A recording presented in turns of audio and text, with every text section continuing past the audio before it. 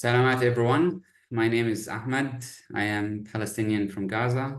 I want to welcome you to this conversation titled Colonization and Resistance, Gaza, Palestine, and the Struggle for Justice and Liberation. I am extremely delighted to be in conversation with Noura Erakat and Tareq Baconi. But before I start the session and introduce the speakers, I'd like to acknowledge the traditional custodians of the lands on which we are dialing in from today and pay my respects to their elders past, present, and emerging. This land was never ceded, always was, and always will be Aboriginal land. Like Palestine, this land is a ground zero of a genocide that occurred more than 200 years ago, and its echoes still reverberate to our day. I'm dialing in from Camregal country. Again, I am privileged to be in the company of two great Palestinian figures who have been incredibly effective in the fight for justice and liberation in Palestine over the past many years. With me today is Noura Erakat. Noura is human rights attorney and an associate professor at Rutgers University, New Brunswick, in the Department of Africana Studies and program in criminal justice. Her research interests include human rights law, humanitarian law, national security law, refugee law, social justice, and critical race theory. Noura is also a co-founding editor of Jadaliyya, an electronic magazine on the Middle East that combines scholarly expertise and local knowledge. Noura is also the author of Justice for Some, Law and the Question of Palestine, published in 2019. Welcome, Noura. I'm also equally pleased and honored to be joined by Tareq Baconi. Tareq is the president of the board of Al-Shabaka, a Palestinian Policy Network launched in 2010 as the first and only independent transnational Palestinian think tank. He is the former senior analyst for Israel, Palestine, and economics of conflict at the International Crisis Group that is based in Ramallah. Tareq is also the author of Hamas Contained, the rise and pacification of Palestinian resistance, published in 2017. Welcome, Tareq. By way of introduction to this session, the events of October the 7th last year has taken the state of Israel by a total surprise.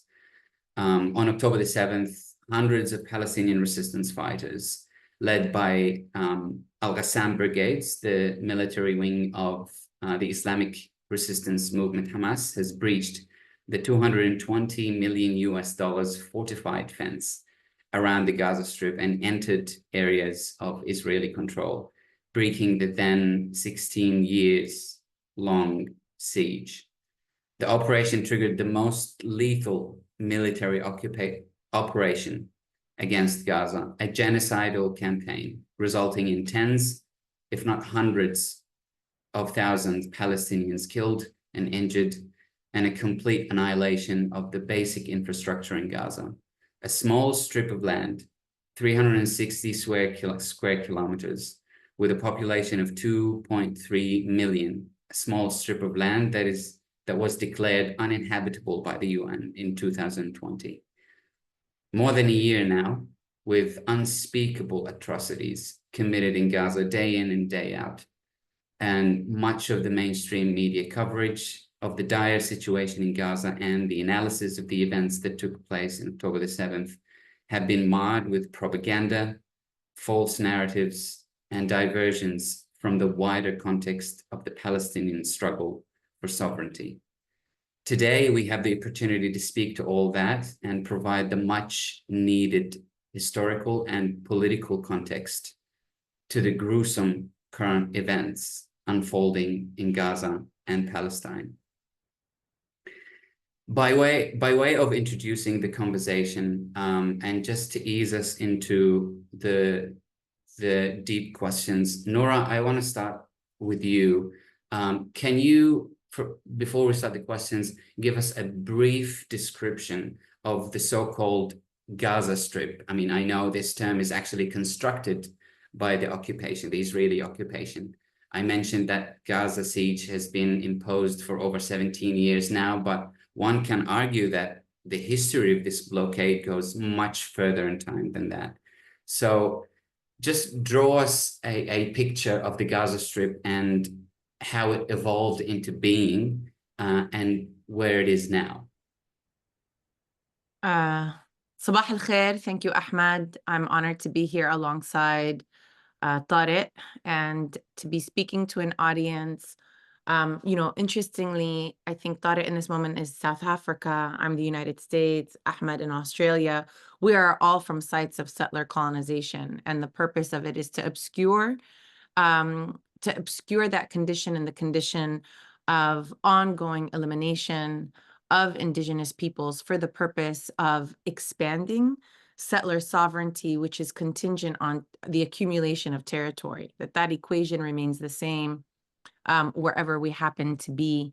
Obviously, South Africa has a different turn in how, it's continued its development. But even there, if we're paying attention to our South African comrades, despite the juridical dismantlement of an apartheid regime, what remains is a condition of coloniality that has not necessarily been redressed, which, just something for us to keep in mind as we struggle within, these ideas of the possible and the impossible. And what Palestinians constantly, one of the reasons that it mobilizes the entire world is because it illuminates for us those possibilities that have not been realized yet. So in particular regard to, to what we regard here, Qita Gaza, or the Gaza Strip, and its construction, there is something historically known as the Gaza Strip. It was a governorate, and it was a governorate that was about 30 times the size of what now the truncated strip has become. But it was always part of a Palestinian geography and what we understand as Palestine. And historically, as we're thinking about this, Palestine in and of itself is constructed with the particular boundaries that we know. Also, this wasn't a natural construction. All borders have been constructed. And at some point, Palestine was considered in the imagination of its inhabitants as part of a greater Syria, which doesn't at all negate either the juridical status of its inhabitants as a people or their right to self-determination, because we should remember that political imagination wasn't limited to Palestinians, but also included those whom we recognize unequivocally as people in the language of international law in Jordan and in Lebanon, as well as Syria. And so, but this is kind of the idea that we have of it. What I think it's obscured so much is that Gaza gets taken out of the context of Palestine and of the rest of the region, and this process is very deliberate in order to be able to impose on it a history without a history, a geography without a geography, and so that Gaza becomes a floating signifier.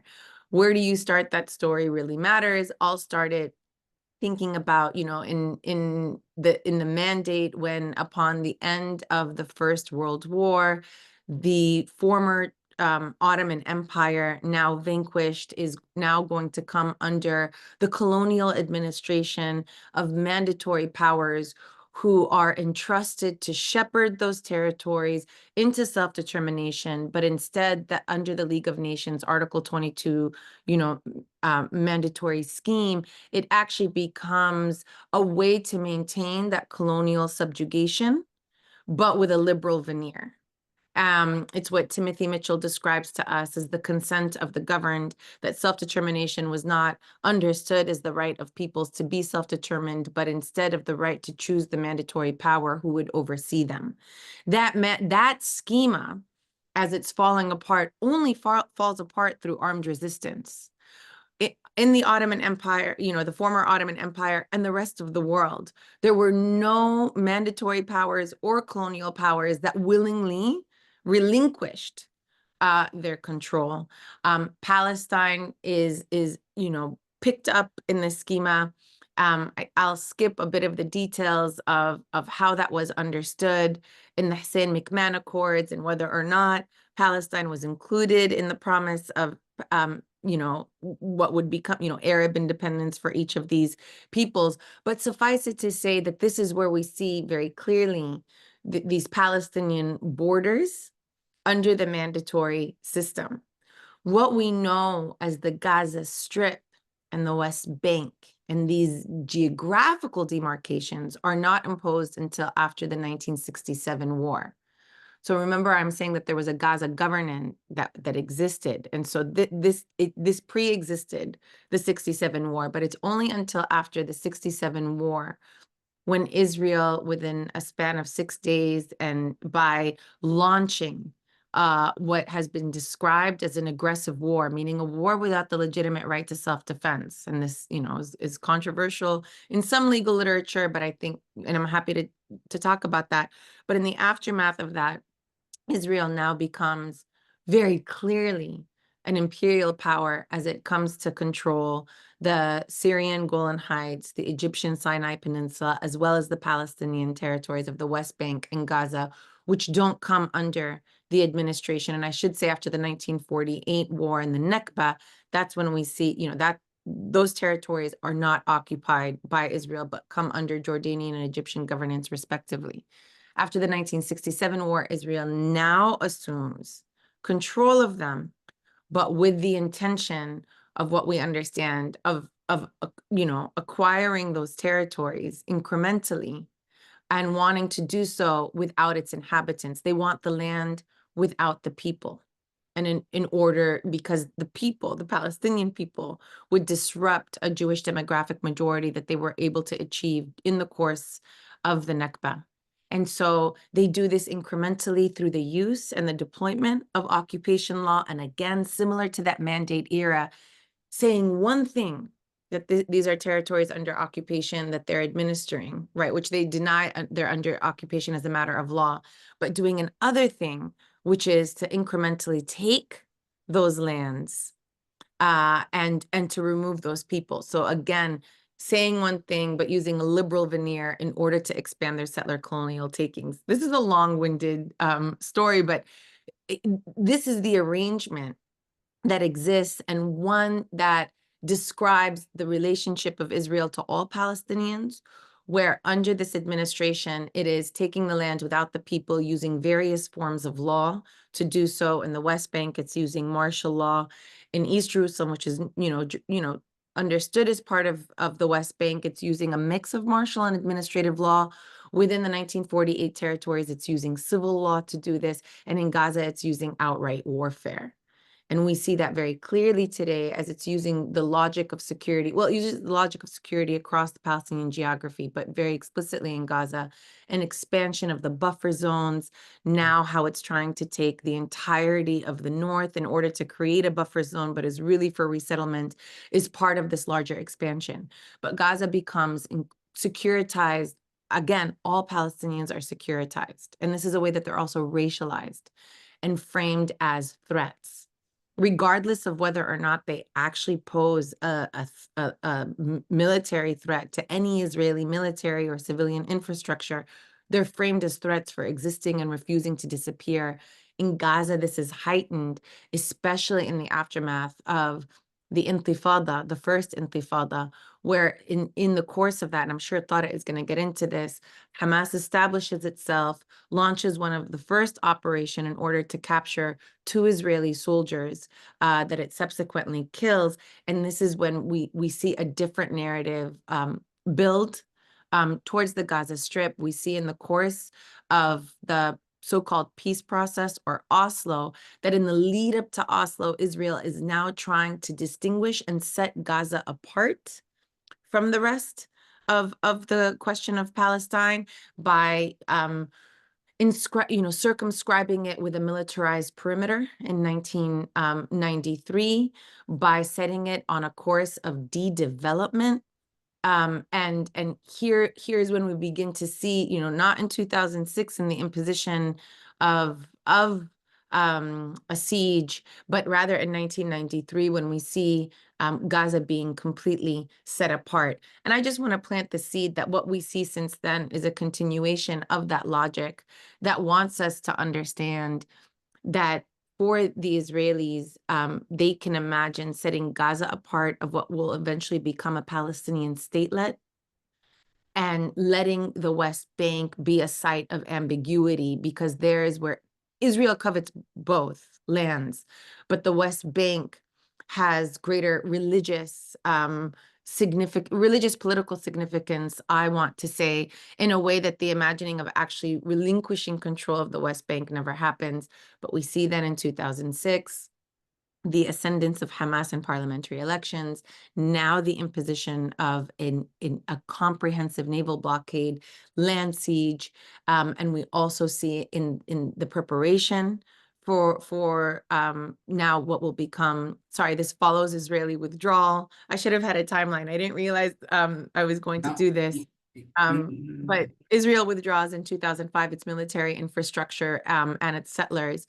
In 2006, upon the ascendance of Hamas in parliamentary elections, now we see the imposition of blockade.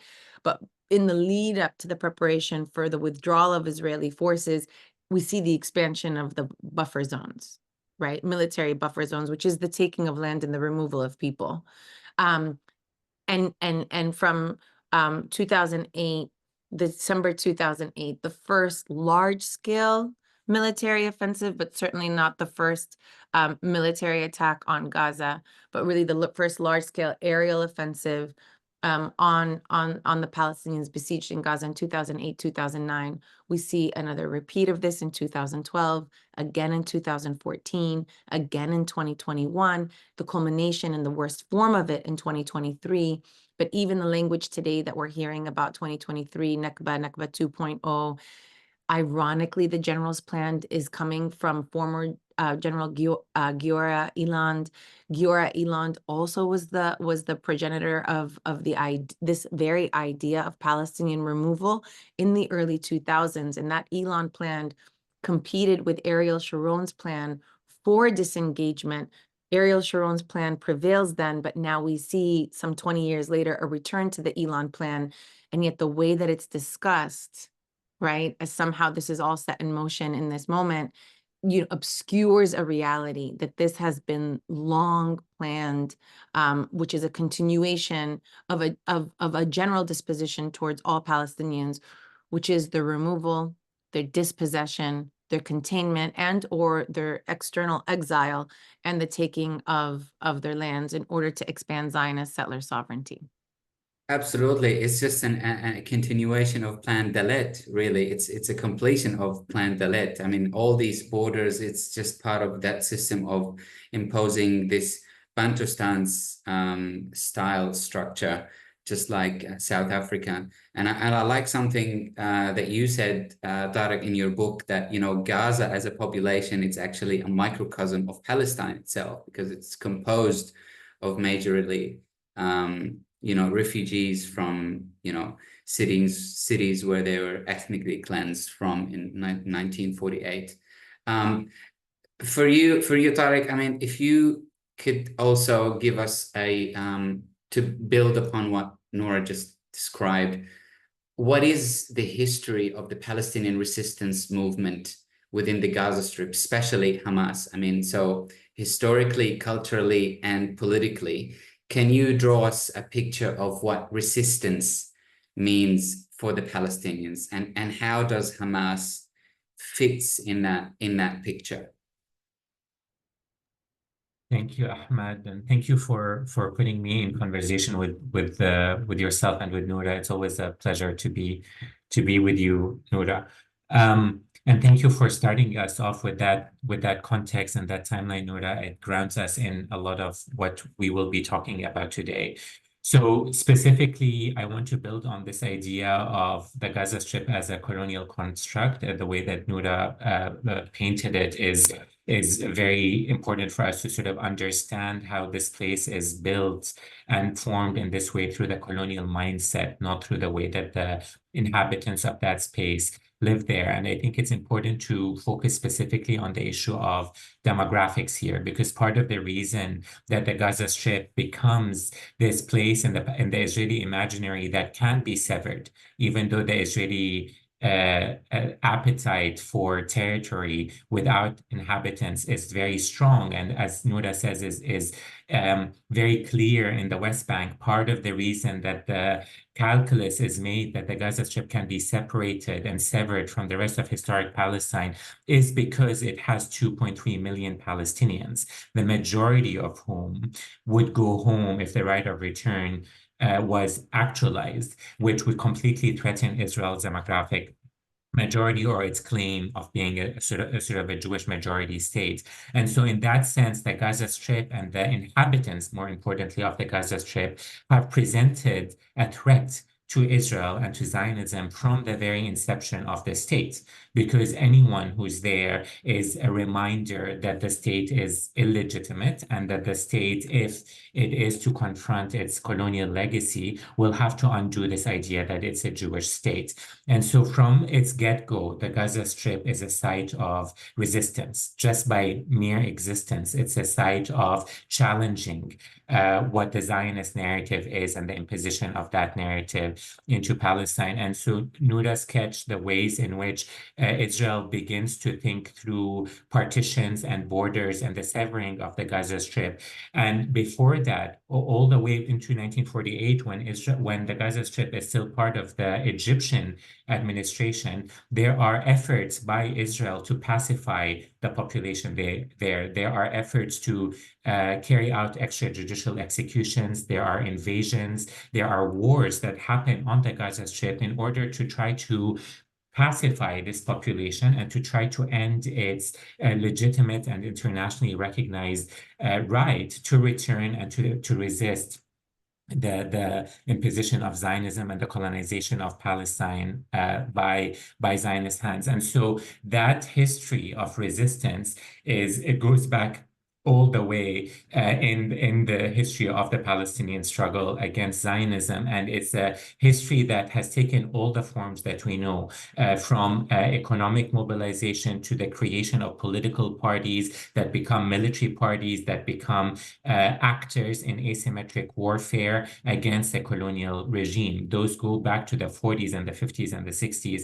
And in the global imaginary, the Gaza Strip becomes also an anchor point of the third world mobilization, the global revolutionary mobilization and anti-colonial resistance, speaking to leaders in India and speaking to leaders in Latin America and speaking to leaders in Africa about what anti-colonial resistance is. And it's the birthplace of many of our political parties. Fatah, Yasser Arafat began through his intellectual thinking and his political education in the Gaza Strip. So in Zionist parlance and in the Western imaginary, it's very easy to conflate the Gaza Strip with Hamas, or to even conflate the Gaza Strip with the idea that this is a security issue that Israel has only recently in contemporary politics begun to face. But the reality is that the Gaza Strip is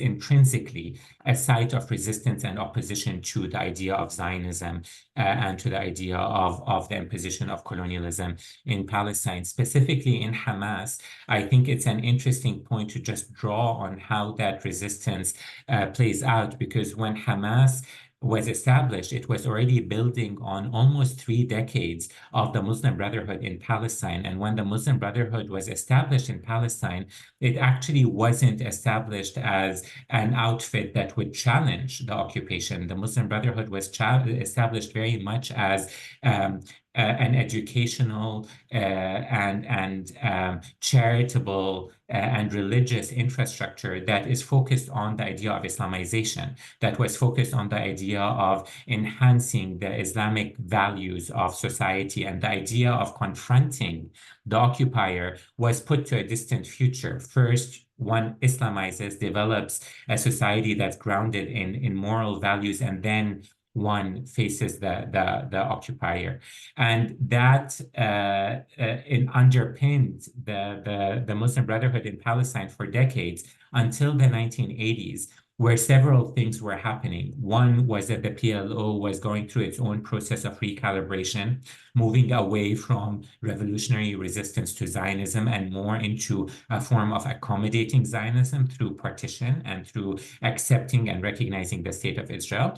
But also there was more resistance that was beginning on a grassroots level in Palestine, which, as Noura alluded to, ended up in the first Intifada, and the one of the vastest and most incredible forms of popular mobilization in Palestine against the imposition of Israeli occupation following 1967. These factors really consolidate in a particular way in the Gaza Strip, where the Muslim Brotherhood understands that this idea of Islamization before confrontation is actually something that needs to be flipped the other way around. And it becomes about confrontation, then Islamization, that there's no way for a society to be able to engage with its education and healthcare and charitable status and religion and all of its social ways when it doesn't have the right to self-determination, when it can't determine its own fate. And so the Muslim Brotherhood, almost overnight, that entire infrastructure is subsumed into the body of the party that emerges, which is Hamas. And that emerges in 1987, early 1988, as a party that then focuses on confrontation, on resistance, and then on Islamization. So it sort of flips that equation. But it's important to note here, just because, Ahmed, you talked about, the history of resistance, that this was something that built on a history of resistance that the PLO had been doing for decades. And before the PLO, other parties, both in historic Palestine and in the diaspora, had been doing. So Hamas emerged as a party that's talking about resistance, the right to resist, the right to return, the right to self-determination, dressing all of these in an Islamist garb because this was its ideology, but actually emerging as a continuation of a political agenda and a political platform that is now at least a century old. From the emergence of Zionism, Palestinians have been calling for the same thing, which is the right to self-determination. So Hamas almost carries the mantle, right, from the PLO sort of saying, we recognize Israel, we will go into a process of state building or a process of, the so-called peace process and the two-state solution. But what Hamas does is to say, we actually reject that. This is a continuation of our struggle for resistance, for confronting Zionism, but they do it in an Islamist garb. And so placing Hamas in that broader context and placing the Gaza Strip in that broader geographic depth is really important to sort of fight back against the idea that this is something that is particular to Hamas or the sudden emergence of the security threat to Israel, which belies the colonial mindset at play here. Absolutely. I mean, at its core, Hamas is actually a national movement before it is an Islamist. It just happened to have this Islamist theme to it, as I believe. Correct me if I'm wrong. Noura, I want you to address that comment, but I want to ask you another question as well. So you talked about the history of Gaza. So talking about what occurred in October the 7th last year, can you give us a historical context of what happened? You alluded a little bit onto it, but if you want to expand a little bit and give more details, and also what is the legal context of this operation? I mean, through the lens of, it being anti-colonial resistance against occupation, violent resistance against occupation. So how does the international law, I mean, we'll get into the viability and the workability of international law later on, but how does that operation fit within the legality of how the international law allows for? Sure. So actually, this is related. So for folks who can't see, I was having a discussion and saying, I think Plan Dalit, you know, in response to Ahmed, and thank you so much, Tareq, for laying this out of where we're at and where resistance exists. So let me just say that I think Plan Dalit plants the seeds for how Israel defines its approach to the use of force, in the sense that as it's being laid out in Plan Dalit, people might not, you know, associate it with this. Plan Dalit is executed at a later stage in the Nakba. So if we see hostilities between Zionists and Palestinians break out in the aftermath of the rejection of the partition plan, so the end of November 1947, the beginning of December 1947, this is when we see an escalation of those hostilities that is seeing direct attacks on Palestinians for the sake of depopulating Palestinian centers of life.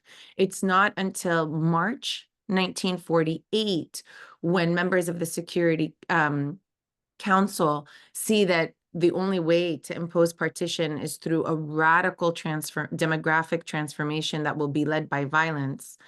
Nobody, the United States, the UK, these imperial patrons have no appetite to do that. Zionists realize that now that there's less support for partition, even amongst the Security Council, as they withdraw their support, that's when we see the emergence of Plan Dalit, which is an aggressive plan. And it's an aggressive plan that is framed as a defensive operation. So it then imagines that the targeting of Palestinian villages, their bombing, their depopulation, the removal of civilians that happen, you know, that either happen to live in a place that has some sort of military advantage in the expansion of this, you know, Zionist settler sovereignty, and or civilians who have either fed or housed or hid Palestinian fighters, that all of those civilian centers become transformed into military targets. And so we see that this aggressive force against civilians is framed as a part of a defensive purpose. That is the legacy of Plan Dalit, where it plants the seeds for us and Israel's own approach, where it transforms aggression into defense, which is why in the contemporary moment, it is attacking an entire people. It is targeting civilians for their removal.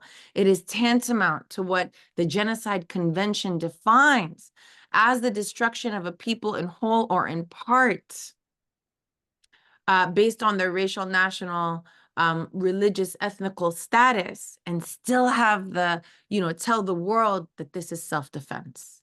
That's the legacy of Plan Dalit that I want to emphasize here. So then what about what Hamas did and what has done and done in a series of operations? And so here I want to offer a caveat that what I'm going to offer is what international law says about this, which both, you know, creates a very clear right to force for colonized peoples and simultaneously regulates and limits that force, right? And creates and imposes, you know, both creates the right for Palestinians to be able to use force in order to resist, but also imposes simultaneously the same regulations that it would pose on the aggressor of distinguishing between civilian and combatant. And that in that construction, there is a parity, which I know for a lot of people, and as somebody that's very connected and committed to movement, is unsatisfactory, precisely because it creates a false parity where there shouldn't be. So I'm gonna, you know, so I'm just going to start by acknowledging that that is a tension, and saying that I'm going to just share with you what the law says and why it has been seen as a victory and its relevance today. So what we see in the aftermath of the Second World War is the creation and the legislation of robust, more robust laws of war in the 1949 Geneva Conventions than we had previously seen in any of the efforts either to outlaw war altogether in the Kellogg-Briand Pact, which was short-sighted, or to regulate the means and methods of warfare, which we see in the Hague regulations, both preceding in 1898 as well as 1907. And we see an effort now to regulate warfare, which takes on a different tune in the aftermath of the First World War and the development of aerial warfare. It's precisely the development of the airplane and the ability now for powers to be able to pummel their opposition without putting their soldiers on the direct front line in what we will see, you know, in just this confrontation between different combatants, that we see these state powers who are developing this military technology also develop an appetite for the direct targeting of civilians, right? Where we see morale bombings come in, you know, become part of an appetite, the destruction of factories, of electricity grids, of infrastructure. And the idea here is that if the civilian population doesn't support the war effort, then the war effort can be ended much faster. That, you know, taking this to its worst end, right? This is the bombing of Hiroshima and Nagasaki, which is clearly an attack on civilian centers, right? Disproportionate destruction, indiscriminate targeting, and yet be framed by, the United States as necessary in order to end the war quickly and actually save more civilians in the long run. So I just want to say that this is the logic of warfare and colonial warfare, which is always advantaging the strong. Even in their legislation of the laws of war is advantaging the strong. In 1949, it's the first time we see 4 conventions that are laid out in order to limit the grotesque nature of war. It's understanding that war is inevitable, but it has to be humane somehow. So the 4 protocols, basically say that there is protection for the wounded and the sick soldiers on land. Second protocol, the wounded and the sick soldiers at sea. And here, the idea is that these soldiers are incapacitated. If they can no longer fight, they're no longer legitimate threats and cannot be killed and must be cared for.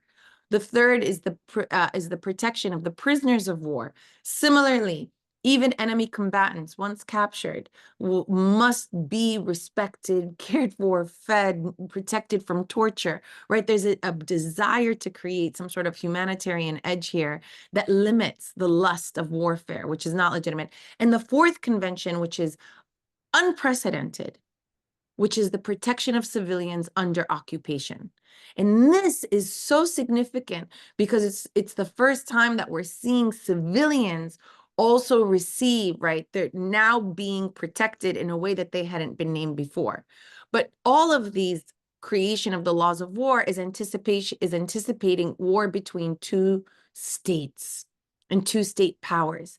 But mind you, in 1949, as this is being legislated, there aren't a lot of states that exist. It's mostly empire, right? Mostly people are living under imperial occupation and control and domination and racist regimes. And so there's a lacuna here. There's a gap. Well, what about those wars between these states and what we'll name as non-state actors? The only contemplation of this kind of war we see in 1949 is in Common Article 3 of the Geneva Conventions, which imagines civil war. And there we see a limited amount of rights that's afforded. What happens if there's a civil war within a state? And it's very paltry, but it exists, right? These non-state actors, there's an existence, some legislation for them. But from now, 1949, now it's this end of the Second World War, the promise of self-determination in the aftermath of the establishment of the League of Nations is still not forthcoming. After the Second World War, these powers have gone to war in the name of liberty, democracy, against racism. Very ironically, right? because all of them are overseeing some sort of colonial domination or racist regime, whether it be the United States, you know, in its apartheid administration, you know, internally, France and Algeria, Portugal, and, you know, Mozambique, Angola, Cape Verde, and so on. But this is the language, and it's these contradictions that gives rise to what is described as a non-aligned movement, a third world movement, and its construction that congeals in Bandung in 1955 and now understands itself as a distinct project comprised of newly independent states, peoples who had been colonized, as well as ongoing national liberation movements. This movement is now moving forward using anti-colonial warfare, which is not seen as legitimate under the international system. It's not regulated. As far as these colonial powers are concerned, there are no civilians in these geographies because they are taking up mass warfare or people's warfare, where there isn't a clear distinction between, you know, civilians and combatants. And as far as they're concerned, anybody who's armed is a terrorist, right?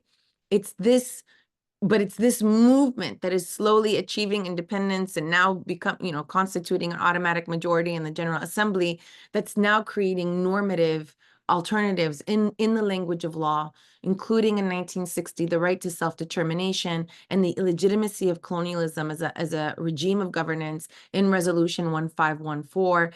But throughout the 1960s, we're seeing, again, the expansion of this anti-colonial, warfare, which gives rise to the group of 77, the group of 77 in the late 1960s, led by George Abi Saab, who Egyptian jurist, anti-colonial thinker, and somebody rooted in a movement which is now wanting to create a new treaty to regulate anti-colonial warfare.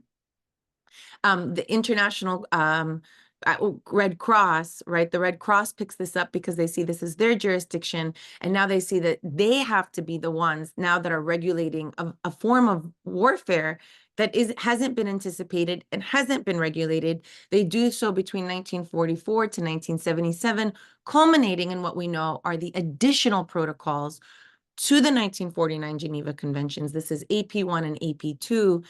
In the first additional protocols, is basically the legislation that anti-colonial war against racist regimes, colonial domination, and alien occupation are to be recognized as international armed conflicts that will be regulated in warfare, that recognizes the guerrilla combatants as soldiers, and that for the first time actually recognizes and defines who is a civilian in these colonial geographies. And specifically, they have to name them. Who are the civilians in Article 50?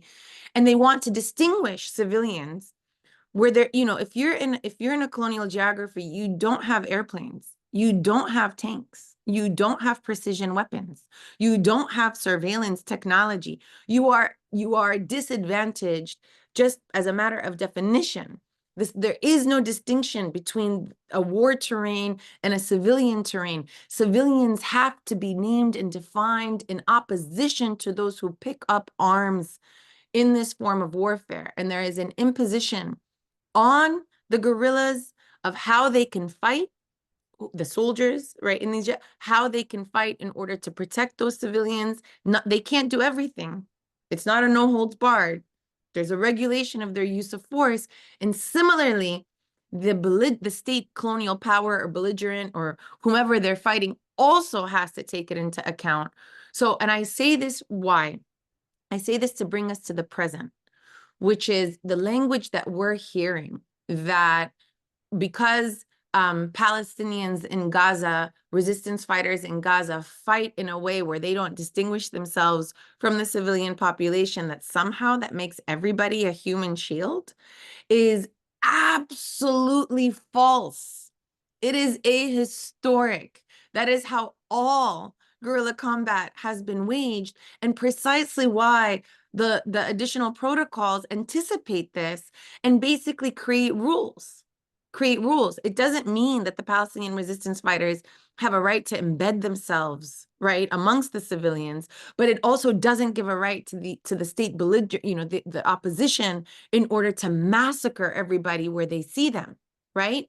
Otherwise, we would have seen no colonial, anti-colonial struggle prevail, because it would have given a right to the colonial power basically to annihilate them, to annihilate everyone. And yet there have been red lines historically that in this moment we are not seeing. What does that remain for us? And I'm not getting into the detail of this regulation of war, but what does that mean for us in the present moment? Here are where the controversies still remain.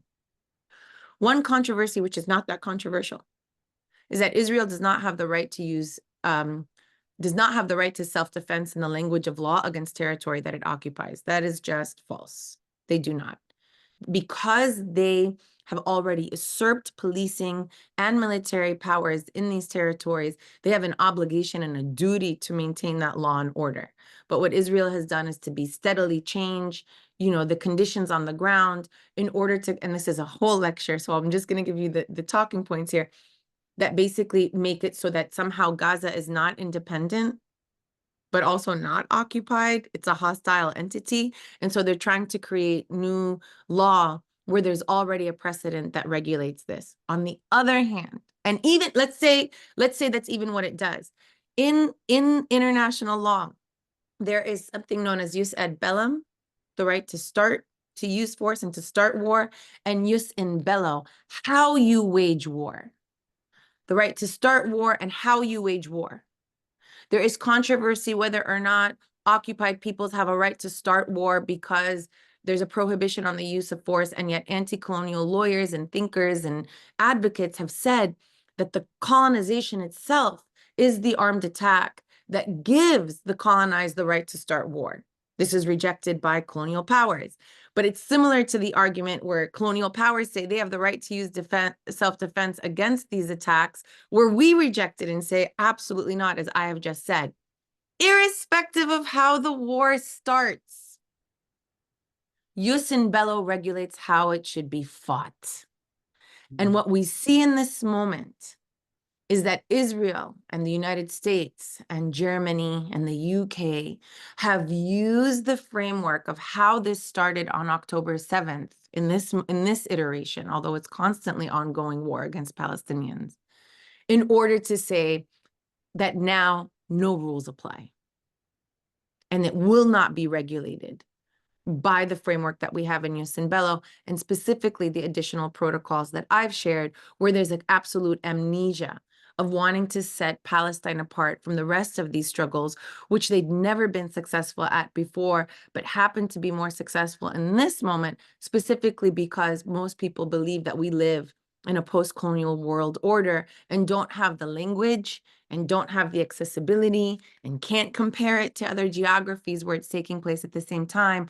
But this is the context. I apologize for that very long-winded response, but I just want to set up that there are many controversies here, but the bottom line is that what Israel is doing in this moment is basically trying to advance an argument that Palestinians are not a people who do not have the right to self-determination, who do not have the right to use force, who can be annihilated in this way, and they can do it in this defensive language. This has a long legacy. And in response to say that all of this has been anticipated, Palestinians were part of an anti-colonial struggle that anticipated it, that created the laws of war in order to fight specifically anti-colonial warfare in these terrains, and that also has limitations for people who want to, use the law to advance the Palestinian struggle. If we are doing that, that also limits the way that Palestinians can fight as well. I want to play the devil's advocate here. You mentioned that amendment or that addition in 1977 to the law of engagement when it comes to, guerrilla fighters. Did Hamas fighters abide by these laws in October the 7th? So let me start by answering the question of when the PLO is part of that drafting history, because national liberation movements are part of the conference between 74 and 77. So is the FLN. So is the ANC. Like, there are groups, all national liberation groups are part of this, and they understand that these laws of war will constrict the way that they are able to fight, but they abide by them anyway. In fact, the FLN says we want to abide by the laws of war, and the French reject it and say that we won't, they're all terrorists, right? If we are going to apply what happened on October the 7th, just strictly looking at it through this framework, the targeting of civilians exceeds what the laws of war allows. So that the targeting of the two military centers, right, the surveillance centers that govern and securitize all of Gaza, the breaching of the perimeter, all of that, because it's specifically targeting military infrastructure with an aim of at distinguishing between civilian and combatant, was adhered to this law. But the direct targeting of civilians who are not partaking in combat is not. Yeah, absolutely. And I think you allude to that in your book, Tareq, that Hamas issued a number of communiques to the Israeli governments multiple times throughout the history to abide by, you know, avoiding targeting civilians. So did you want to add anything to this question?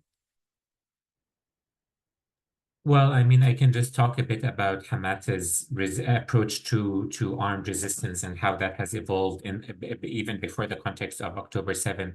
The idea of targeting civilians was obviously and continues to be something that's deeply controversial within Hamas and within Palestinian society. Similar to other anti-colonial movements, it's always been a deeply ethical question. How do we engage in armed resistance ethically? But also a tactical and strategic question. What is the value of doing armed resistance in a certain way? And I think, like the PLO before it and other factors within the PLO, Hamas also has grappled with that question extensively. And I think before October 7th, it's important to point specifically to the Second Intifada and Hamas's use of suicide bombings. And that wasn't just Hamas, it was other parties as well. Actually, Fatah engaged with more suicide bombings during the Second Intifada than Hamas did. Hamas was just more lethal. Its attacks were more lethal. But in that context, the thinking from Hamas, as it was in other anti-colonial contexts, was that they, using this force strategically, even if it is targeting civilians, this might compel the powers, the occupying power, to understand the cost of their occupation and therefore to pull back the occupation. That was the strategic thinking that Hamas was engaged in, and that failed.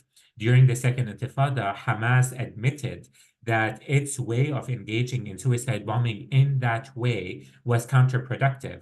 And under Sharon's government at the time, especially after the 9/11 global climate, it enabled the Israelis to develop a security argument around terrorism and the so-called war on terror that enabled Sharon to use the pretext of the Palestinian use of attacks against civilians as a way to actually further entrench the occupation and to restructure the apartheid regime, specifically also around Gaza, and doing the withdrawal that Noura talked about in 2005, the disengagement from the Gaza Strip. So we see a moment in time where Hamas actually recalibrates the way that it's engaging with armed resistance and saying this doesn't work in this way and in this context against Zionism at this juncture in time.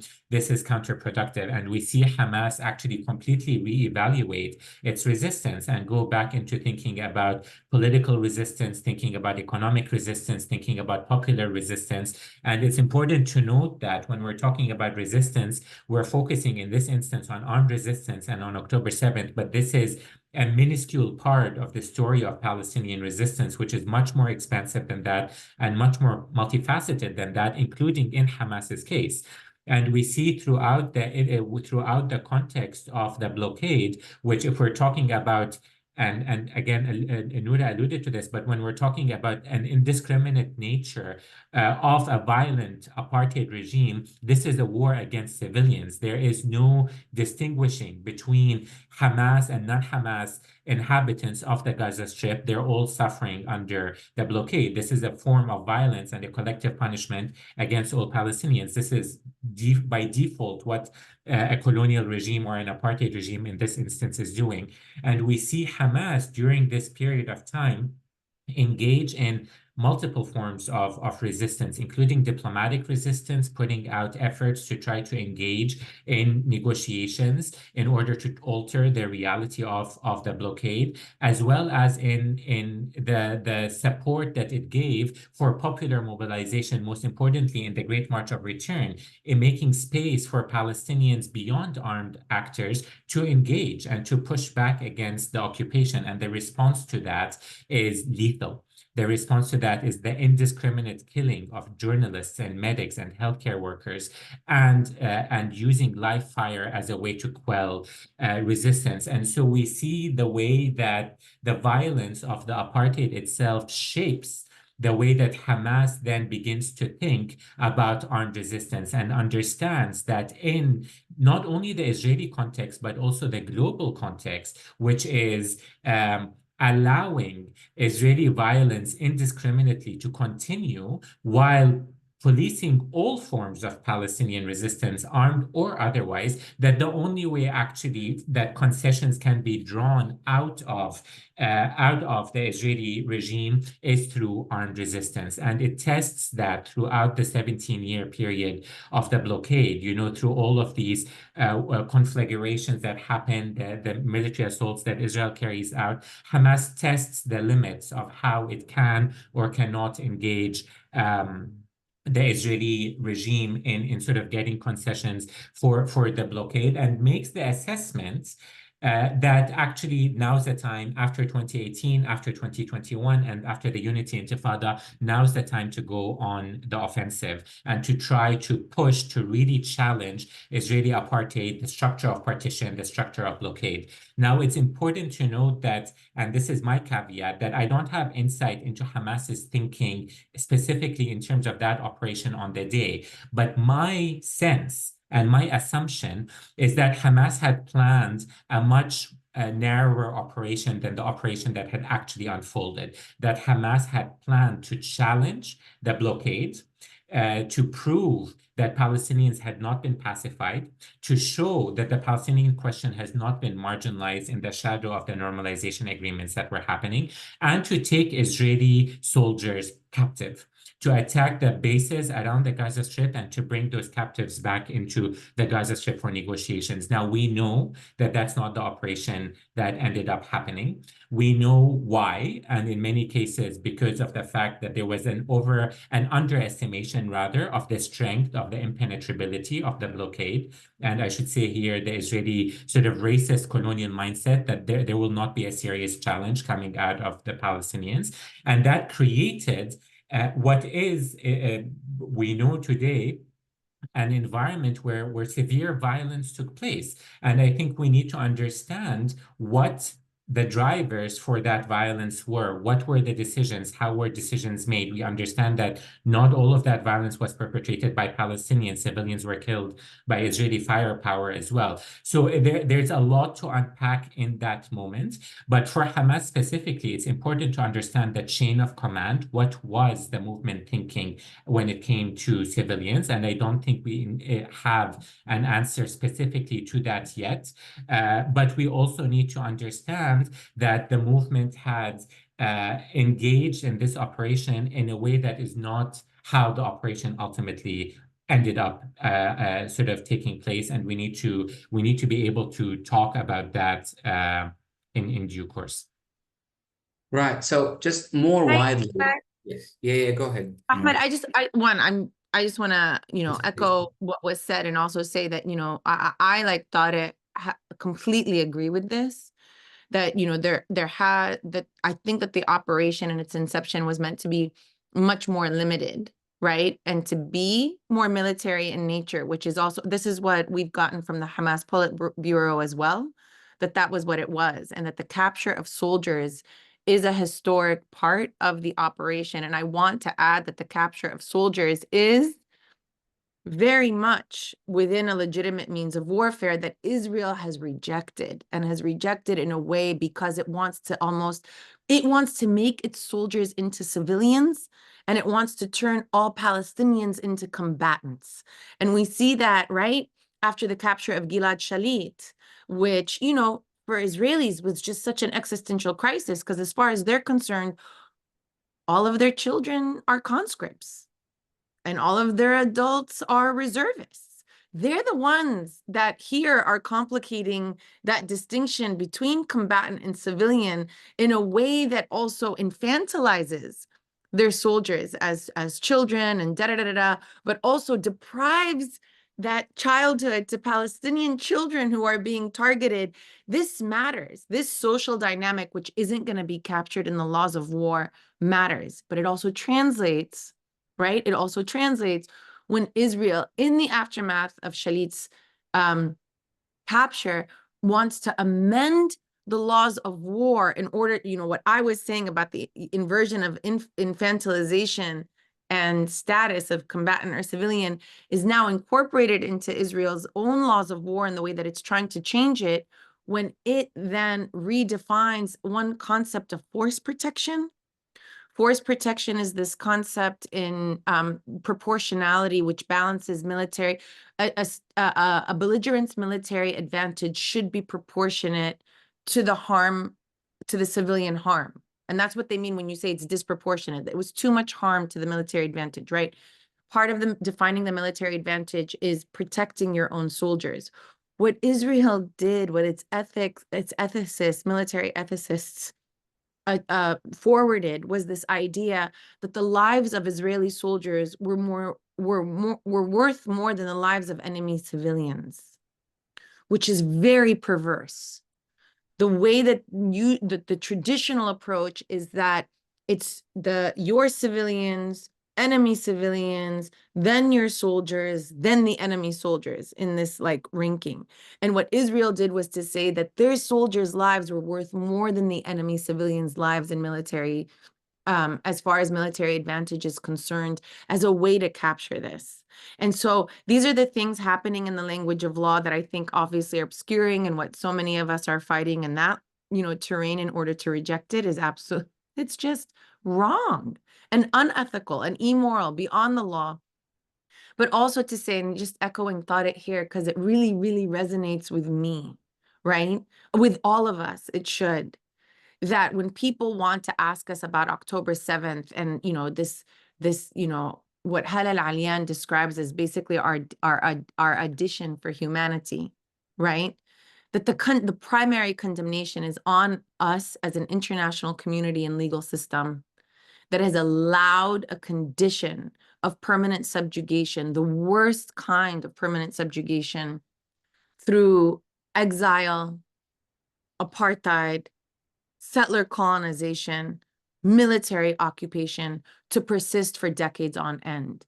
This is where primary condemnation lies, of our failure to address these conditions, to let them continue, and then to place the, you know, to place all of our moral judgment on the occupied and the subjugated of how they respond to this moment without taking any of that responsibility. So I just wanted to echo that. And I think it needs to be forefronted. So much of the morality of this gets lost when we talk about, you know, especially when, I mean, I know when I talk about the law, it gets lost. And so I want to emphasize here that for me matters more than everything. And it shapes it, right? It shapes, the law has no legitimacy if it's not moral. Absolutely. And that's Thank you, Noura. yeah. Ahmed, sorry, can I also add a couple of Absolutely, yes, please. I want to add a couple of things. So one is, and correct me, Noura, if I'm wrong, but all of these legal manipulations that are happening are also in some ways happening by design, and they happen before October 7th. So we see, for example, efforts to turn extrajudicial executions into targeted assassinations. What is happening in Palestine ends up normalizing a kind of warfare against civilians that colonial regimes are using elsewhere. So we see the Obama administration doing it in Afghanistan against so-called targets that end up killing children and civilians as well. And so the reason I'm bringing this up is because we cannot understand October 7th and the way that it's then perceived, whether in the legal or the global political climate, without understanding that Israel is also modeling how colonial regimes can excise populations that are unwanted. And so in that sense, when I think about October 7th, it's important when we're talking about the genocide that's happened since to not only understand it or to not understand it primarily as a response to October 7th. The genocide that's happening is an actualization of politics of extermination that inform Zionism and its relationship to Palestinians. And so October 7th becomes the entry point through which to enact that, but it far transcends that. And it's the legal manipulations that have happened before that allow it to continue doing it and to model even now what the extermination of an unwanted population looks like. And so the second point is also just to build on something you said, Noura, which is sort of thinking about the laws of war. Again, I'm not a legal expert, so this is my reading as an outsider, but I think that what Israel is modeling to the world today is how to wage war beyond law, how to wage war beyond the regulation of law, to show that actually there are no regulations, that we can redefine the way that this war can be enacted, that this genocide can be enacted, and in that way challenging everything about the post-World War II legal order. And this is not just in the genocide, the military aspect of the genocide, it's also in the resolution yesterday, the bill yesterday in the Knesset to dismantle UNRWA. They're basically saying, actually, all of this legal order that we've put in place to regulate the past 50 years post-World War II, that can all come undone. And we can get away with it. And this is how we live today in a world that is actually not regulated by war. And so this is why this moment becomes so dangerous. It's not just about Palestinians. It's showing what lawlessness looks like on the global stage and actually how populations, unwanted populations, can just be removed without any kind of pushback. Noura, do you think the world will allow Israel to push the boundary of international law the way Tareq is suggesting?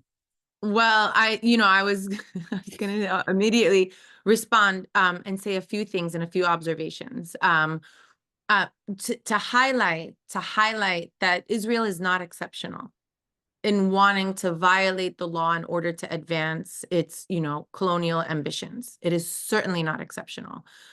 Portugal tried this, South Africa tried this, the United States tried this in Vietnam, Israel continues to try this, and that Israel and the United States are the outstanding objectors to those additional protocols. They never accepted them. Right? And so that this is, I don't want us to exceptionalize Israel. I want us to understand Israel as actually the wildest dream of any colonial power, of being able to do what they were not able to do because of whatever red lines did exist. And that what we see in, Tareq is right to point out, Palestine is a laboratory for, changing the laws of war. That has two sides. On the one side, it does become universalized. When the United States picks up, by the way, the Bush administration actually rejected the logic of extrajudicial assassinations, which Israel tries to say are targeted killings. They initially reject that until September 11th. Then they pick it up, they repackage it, and the Obama administration, the Democratic administration, not only repackages it, but then uses it to target American citizens, as they did Ayman al-Awlaqi in Yemen at the time, accused of being a mastermind in Al-Qaeda in the Arabian Peninsula. And so here we see, and even on that front, American lawyers were trying to fight that war, that wait, as an American citizen, Al-Awlaqi is entitled to a due process before you assassinate him, right? So we're seeing this transformation as thought, yes, it's expanding. And it's not just the United States. We see the UAE do it as well. That now we see Duterte of the Philippines do it as well. It's the adoption of these, manipulations in order for powers to be able to act in a way that's quite flagrant. So what Israel does in violation of these norms is actually making us all incredibly unsafe. At the same time, Israel is insisting that it is unlike anything else and that it is an exception.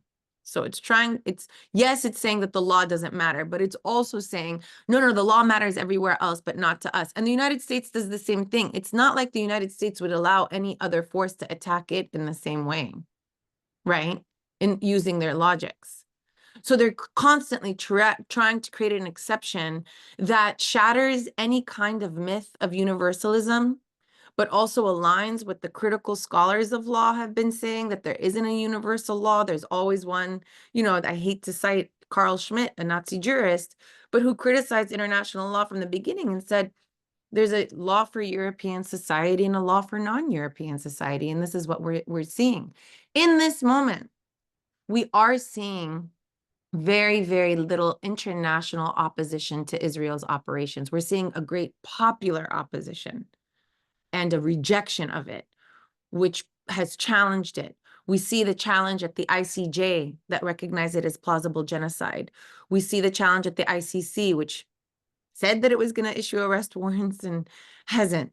We see the challenge again at the ICJ, that basically declares Israel's presence in the territory, Gaza and West Bank, illegal, which is different than what it said, anything that's been said before. We see the challenge at the General Assembly that basically says Israel has a year to end its unlawful presence. So we are seeing a series of these challenges, and I want to say that they are absolutely insufficient. They are insufficient.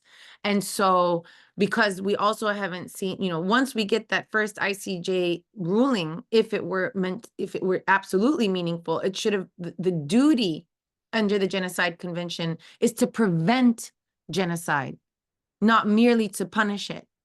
And the prevention of it and the fact that it was plausible was enough that all states should have imposed an immediate arms embargo. And now in the attempt to, to unseat Israel because of its flagrant rejection, the banning of UNRWA, the banning of Antonio Guterres to, the Secretary General. Their attack on the ICJ is blood libel. Their attack on the ICC is anti-Semitic. I mean, they're really going after this. The Palestinian delegation to the UN has now trying to move forward with a proposal to unseat, right, to rescind the credentials of Israel at the United Nations, which won't unseat them. That's within the power of the Security Council, which we know we can't get to. But well, at least if they rescind their credentials, they can't participate. 107 members of U.S. Congress have threatened to defund the entire United Nations if the Palestinians move forward with this. So even though we see a language of exception and this constant, this threat to the rest of the world, we are seeing in this moment what for me, as I'm reading this is not anymore about what the system and international law says about Palestinians, the Palestinian right to resist, the Palestinian right to freedom, all people's right to freedom. We are now seeing what Palestine is going to say about the law. Is it legitimate? Are these institutions legitimate? Do they function? And is it possible that they unravel? Yeah, of course it's possible. We saw the League of Nations unravel in the aftermath of the Second World War, and that was preceded by fascist Italy's invasion of Ethiopia, where the League of Nations also failed to stop that aggression. And then the subsequent Second World War, where we see the League of Nations unravel as a mythology. I don't know that the UN will necessarily unravel, primarily because even weak states have a lot to benefit a lot from what protections the United Nations and lines and red lines that they offer, even if they're not being enforced here. That said, I do think that there's still that it's possible, it's not impossible, right? Especially if a war between Iran and Israel does continue to grow and transpire, which brings in now different regional parties and ultimately a global proxy war in the region, right? So then we don't know that outcome. But even here, if we just stay here, I think that we should see this should be enough to mobilize us, certainly to unseat Israel, but also to amend the rights of the Security Council and to abridge its right of veto. And we saw that when Malaysia made its intervention at the ICJ hearing on the advisory opinion on unlawful presence, when they basically advanced this idea that the veto power shall not be available when atrocity crimes are at issue. Said another way, it means that the United States can't use its veto at the Security Council when there's genocide or plausible genocide, things of this sort. And so that's kind of the landscape. Absolutely. I want to bring us back. This has been great. I think we're going to go beyond the hour.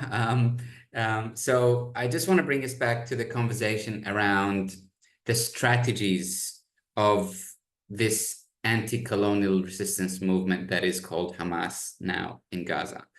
Tareq, what are the strategies of Hamas? What are the end goals of Hamas? I mean, Hamas went from being a community group, an organization in Gaza, into this armed resistance group, all of a sudden into this system of governance.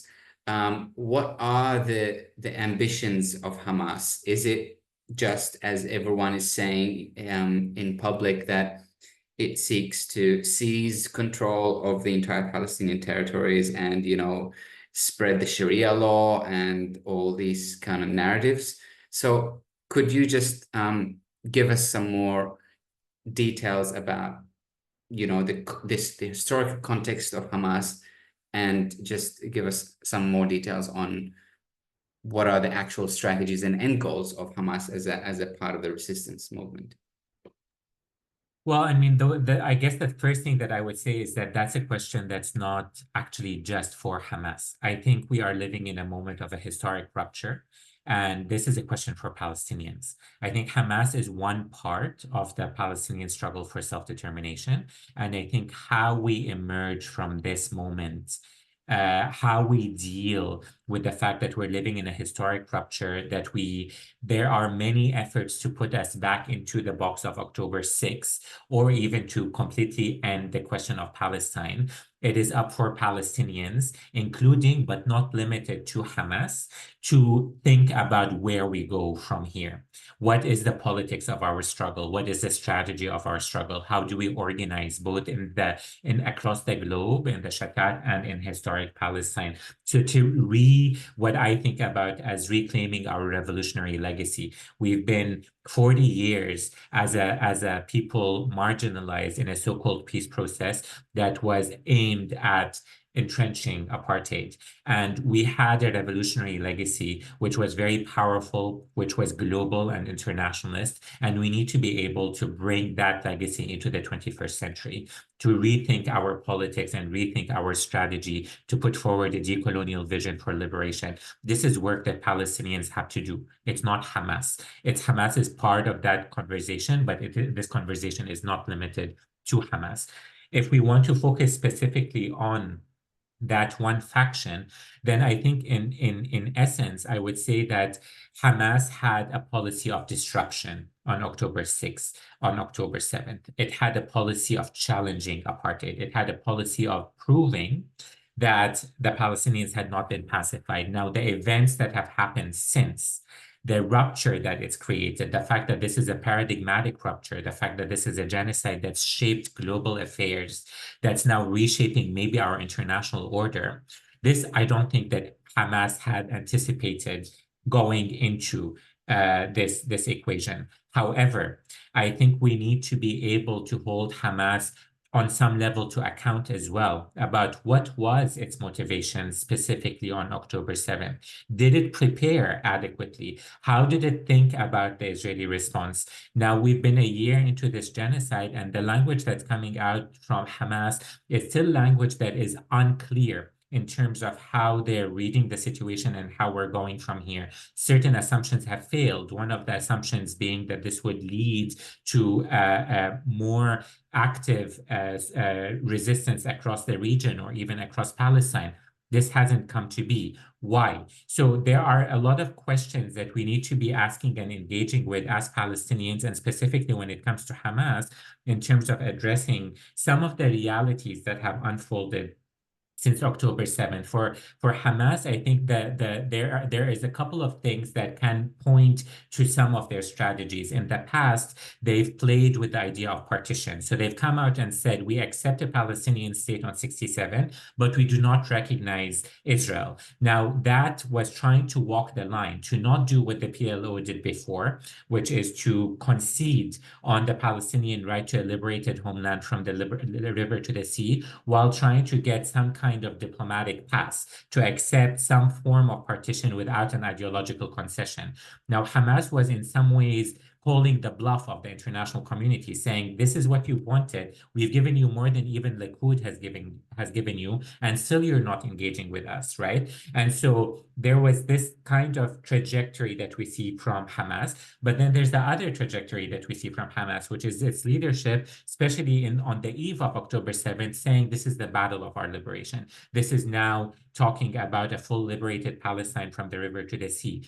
But in talking about that, they haven't quite explained what that looks like, or what that how that will come to manifest. What is the political program? These are all important criticisms and avenues that we need to engage with the recognition that we're in the midst of a genocide. So also expecting that can happen, that kind of political work can happen, is also expecting a lot. But I think those are the two ways I'd answer that question, to sort of not focus entirely these questions on Hamas, because I think this is far bigger than Hamas. This is a Palestinian question, and this is a Palestinian struggle for liberation, but also to understand Hamas's desire to challenge its containment, while also, as we should with any leader, hold them to account. Where is this going? What is your political and strategic platform? Where is this taking us? And I think we should be able to do both of these things concurrently.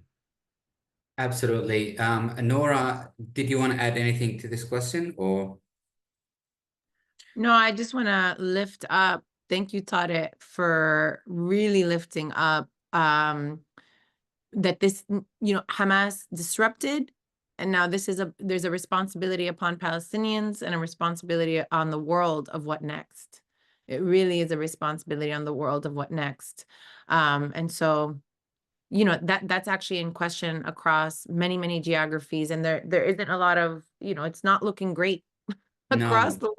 Yeah. Outside of this, and even in the region. I mean, so often we're so hyper fixated on the primary role of the United States, and also the repressive regimes in the UK and Germany that have made this possible, right, and continue to facilitate it. But I think that leaves a lot of the Arab world and its leadership off the hook in a way that we should be incredibly concerned with. That Palestine, as far as Palestinians have been concerned, has never been understood in isolation from the region that it's in.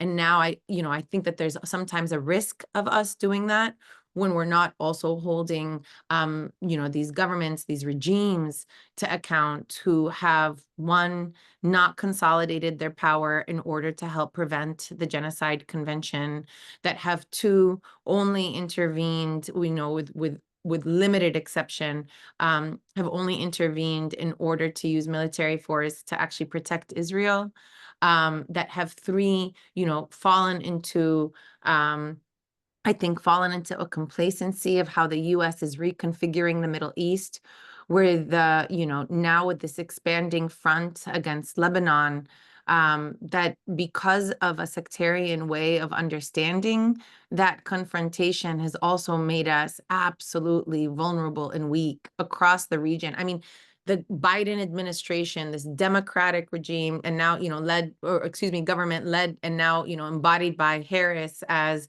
the Democratic candidate, literally adopted a neocon line that was advanced by the Bush administration in their destruction of Iraq and their invasion in 2003, where Condoleezza Rice says at that time, that regime change in Iraq, an aggressive, illegal war based on lies of weapons of mass destruction, right? Were the birth pangs of a new Middle East. And that the Harris campaign adopted that language and is now standing as the alternative. And so here we have, you know, a war front against Lebanon that's not even understood as an attack against Lebanon by many, but instead is falsely understood as an attack against Hezbollah, and yet is completely violating the political integrity, the territorial integrity of the country, and the failure to confront that sufficiently, right? And we, you know, the reasons are because of a way of understanding the region rather than understanding it as an Arab region under some sort of, you know, configuration, is actually configuring itself to understand Iran as a threat for vying for hegemonic control in the Middle East, which now undermines our own strength and ability to protect ourselves. And I bring that into view here of you know, just echoing, I really appreciate that thought. It's up to Palestinians, it's up to the world, it's up to the Arab region, right? That opposition in the Arab region, you know, you know, a lot of people are looking to, you know, different geographies, especially to the United States, where, you know, we're sourcing this war, but it has to turn inward. That this is on the ground in the Arab world. There's a fight to be fought. There is, you know, there is protest to be had. And I also understand the severe limitations of that when we see, for example, in Jordan, where a Palestinian journalist who publishes, right, Jordan's intricate relationship with Israel is arrested immediately. Or when we see protesters in Egypt who are disappeared, right? But I just want, you know, to encourage us to understand that this now is a regional battle. Like, this weight on Palestinians is a weight on so much of us in the region that continue to pay the price for, you know, what, you know, Rashid Khalidi has described as this ongoing deep penetration of the region, and a colonial order that seeks to undermine any kind of form of meaningful democracy in order to privilege the right of colonial powers to extract and plunder. Absolutely. And I think Hamas didn't expect that kind of, you know, outcome, and the let down by the surrounding countries and by the entire world, to be honest. I think we've gone too long. I want to just address one more question I have, if I may, Tareq and Noura. Noura, first, I'll go to you. What's awaiting Gaza and the West Bank?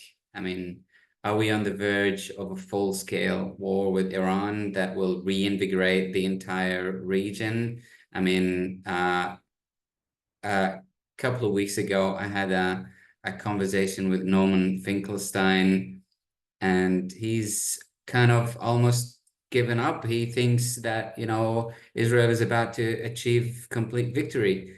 And I thought that was a pessimistic, hopeless vision of the future. What are your thoughts? I'm actually going to give the last word to Tariq and just say here that, you know, we don't, I think in all of what we were saying, everything that awaits us is contingent. What we do know with certainty is that destruction is here. Destruction is here.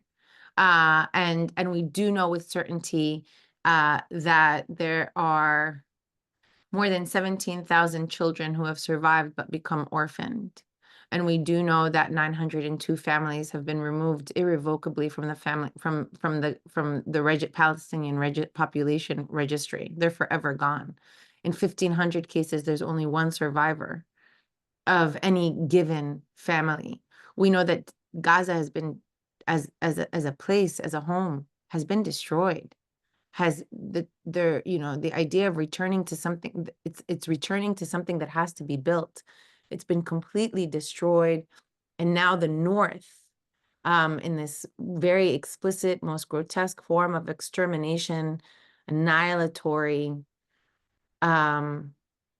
massacre and cruelty, stands stands to be lost and confiscated forever within an Israeli geography. And this is what we know for certain right now, but that doesn't mean that any of it is permanent, right?